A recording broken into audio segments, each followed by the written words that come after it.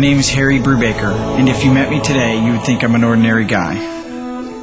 Early 40s, married with children, working an everyday job, living in a conventional house, about as ordinary as they come. Except, I'm extraordinary in one way.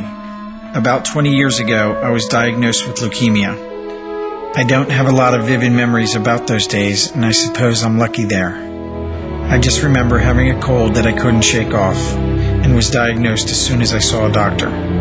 Then chemo and radiation, losing a lot of my weight and all of my hair. Yet that's not what made me extraordinary. After all, thousands of kids like me got this disease back then. What made me unique is that I survived. 20 years ago, there were only a handful of treatment possibilities for a kid like me, and little support from my parents.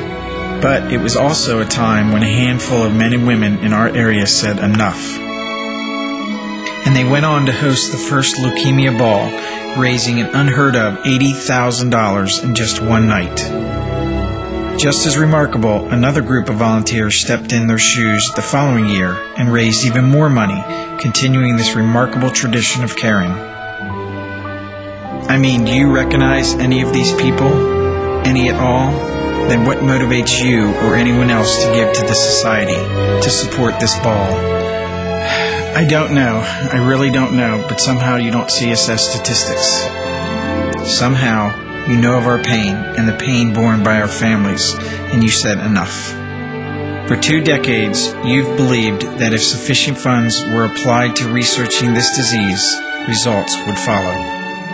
Well, tonight, I can tell you the return on your investment.